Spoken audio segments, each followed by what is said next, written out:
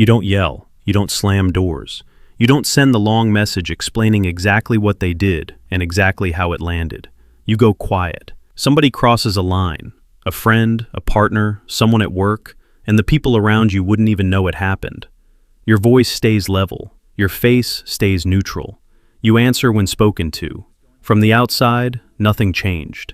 But inside, a door closed. And you both know, even if only one of you can hear it.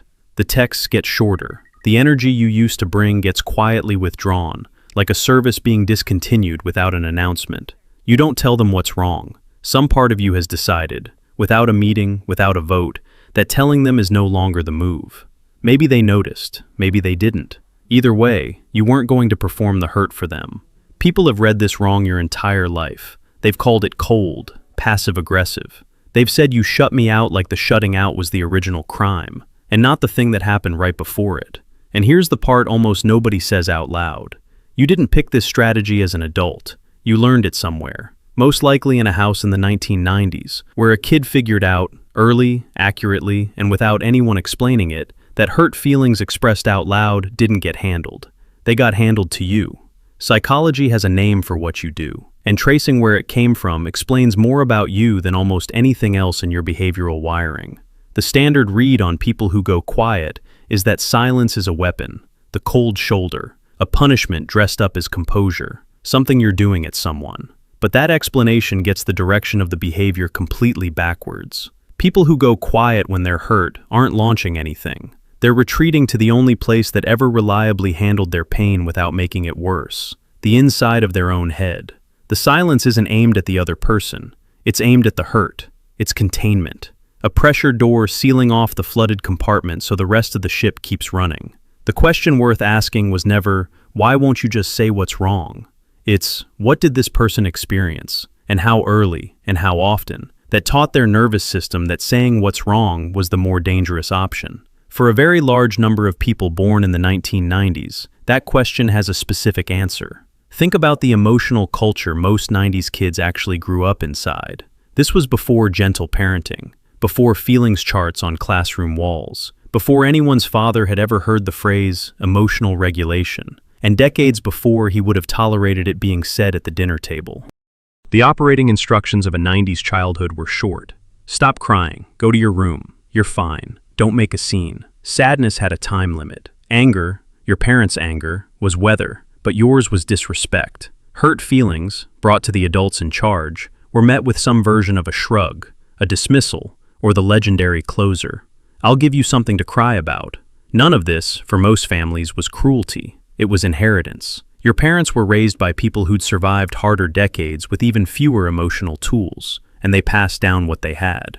The 90s just happened to be the last full decade before the culture began rethinking any of it. But a child's brain doesn't grade on intent, it grades on results. And the result, repeated a few hundred times across a childhood, was a clean piece of data. Expressing hurt makes things worse. Containing it keeps you safe.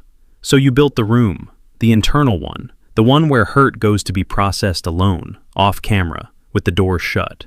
You were maybe 7 when construction started. You've been living with it ever since. What you're running is a combination of 2 documented systems. The first is called expressive suppression, the emotion regulation strategy of inhibiting the outward display of what you're feeling, while the feeling itself continues at full strength underneath. Researchers distinguish it from actually resolving an emotion. Suppression doesn't lower the temperature, it hides the thermometer. Heart rate, stress activation, the physiological signature of the emotion, all of it keeps running. Sometimes harder, because now you're carrying the feeling and the cost of concealing it. The second is what attachment researchers call a deactivating strategy. When a child's bids for comfort are repeatedly dismissed or punished, the attachment system adapts. It stops broadcasting need, not because the need disappeared, because broadcasting it kept failing. The system reroutes. Handle it internally, rely on no one, show nothing that can be used as evidence against you. In adulthood, this looks exactly like what you do. Hurt arrives, and instead of moving toward the other person with it, the entire apparatus moves inward and goes silent. Here's the thing both mechanisms share. They are skills, genuinely. Suppression requires real-time self-control most people don't have. Deactivation requires a self-sufficiency most people never develop. You are, functionally, extremely good at something difficult. The cost is that the skill was built for a house you don't live in anymore. In 2003, Stanford psychologists James Gross and Oliver John published one of the most influential studies in the modern science of emotion regulation in the Journal of Personality and Social Psychology. They studied expressive suppression directly, measuring what happens to people who habitually hide what they feel. The findings were specific. Suppressors experienced just as much negative emotion as everyone else. The strategy did nothing to reduce the actual hurt. What it did reduce was everything else. Less social support received, less closeness in relationships, lower well-being across multiple measures. And in laboratory studies, suppression showed a measurable cognitive price. It consumed so much mental bandwidth that it impaired memory for what happened during the suppression. You were so busy holding the wall, you missed part of the moment. But the most important finding for you is the comparison group. Gross and John also studied people who used a different strategy, cognitive reappraisal, reframing the meaning of what happened rather than hiding the reaction to it. Same painful events, entirely different outcomes, better relationships, more support, higher well-being. The difference between the two groups was not toughness, intelligence, or depth of feeling. It was only where the regulation happened, at the expression stage or at the meaning stage, which means the science's conclusion about you is precise. Nothing about your emotional machinery is broken. You feel at full resolution. You simply learn to do your regulating at the most expensive point in the pipeline, because in the house where you learned it, that was the only point available. Now look at what the wiring actually built, because it built real things. You are one of the most composed people anyone around you knows. In an actual crisis, not a spilled drink, a real one, you are the person who functions.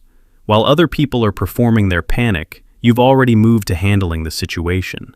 That's not an accident of temperament. That's 30 years of reps at staying operational while something hurts. You never weaponize your emotions. You've never once made your pain everyone else's emergency. In a culture that increasingly treats every feeling as content for an audience, you process yours with a kind of privacy that used to be called dignity, and still should be. And when you do finally say something hurt you, on the rare occasion the door opens, people listen with total attention, because they know your threshold. They know you don't bring small things. The quiet ones carry a strange authority. Scarcity makes the signal credible. The skill is real. Keep it. Just know this. The room you built at 7 was built for survival, not for permanent residence. The people worth keeping are the ones you can let stand in the doorway, not because they demand it, but because you finally don't need the door locked to feel safe.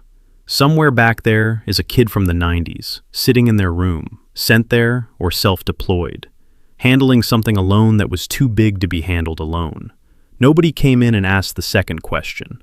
The first question, what's wrong, sometimes got asked. But the second one, the one that waits past nothing, I'm fine, almost never came. So the kid concluded, with the brutal efficiency of childhood logic, that I'm fine was the final answer the world wanted. And they got extraordinary at delivering it. That kid was not weak. That kid was paying attention. They read the actual rules of the actual house and adapted with a precision most adults can't manage. Everything they built, the composure, the self-containment, the high threshold, was correct engineering for the conditions. The only thing they got wrong, and they can be forgiven for it, is the assumption that the conditions were permanent, that every room, forever, would respond to expressed hurt the way that one did. Some rooms are different now. Some people would have stayed for the second question, and the third. Part of becoming whoever you're becoming is learning to tell, accurately, which rooms those are. The silence kept you safe. It did its job. It deserves an honorable retirement, not a demolition. You'll still have it when you genuinely need it, but you get to choose now. And choosing is the one thing the 7-year-old never had. If you read this whole thing in silence and felt every line of it, that's exactly the wiring we just described. Subscribe. The next video names something else this generation carries quietly. You'll know it when you see the title.